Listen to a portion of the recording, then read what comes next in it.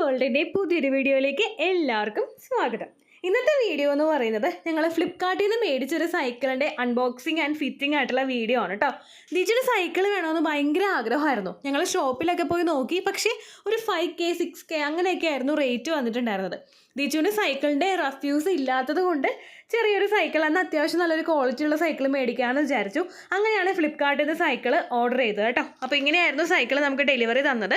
Perfect ആയിട്ടുള്ള packing ആയിരുന്നു കേട്ടോ. ഒരു തരത്തിലുള്ള ഡാമേജും ആ ഒരു പാക്കിങ്ങിൽ നമുക്ക് പറയാനില്ല. ഞങ്ങൾ ഈ സൈക്കിൾ ഓർഡർ ചെയ്തപ്പോൾ ഇതിൻ്റെ റേറ്റ് 3149 രൂപയായിരുന്നു.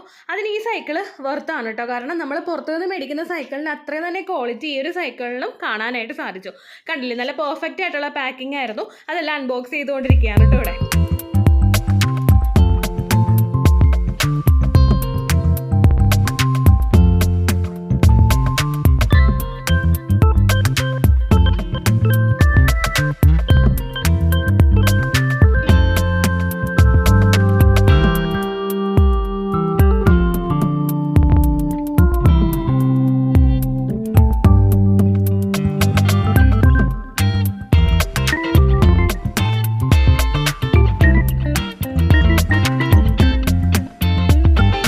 സൈക്കിളിൻ്റെ ബോഡി എല്ലാം നല്ല പെർഫെക്റ്റ് ആയിട്ട് തന്നെയാണ് വന്നത്. അവിടെ നമ്മൾ ഹാൻഡിൽ അഡ്ജസ്റ്റ് ചെയ്ത് കൊടുക്കണമായിരുന്നു.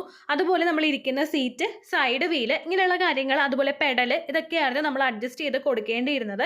ഇതിൻ്റെ എല്ലാം തന്നെ കൃത്യമായിട്ട് അഡ്ജസ്റ്റ് ചെയ്യാൻ വേണ്ടിയിട്ടുള്ള സ്ക്രൂവും അതുപോലെ ഇതിനെ അഡ്ജസ്റ്റ് ചെയ്യാൻ വേണ്ടിയിട്ടുള്ള ടൂൾസും എല്ലാം ആ സൈക്കിളിൽ തന്നെ നമുക്ക് കിട്ടിയിട്ടുണ്ടായിരുന്നു കേട്ടോ. അങ്ങനെ എല്ലാം കൂടി കറക്റ്റായിട്ട് സെറ്റ് ചെയ്തിട്ടുള്ള ഒരു ഔട്ട്ലുക്കാണ് ഇത് സൈക്കിളിൻ്റെ വരുന്നത്.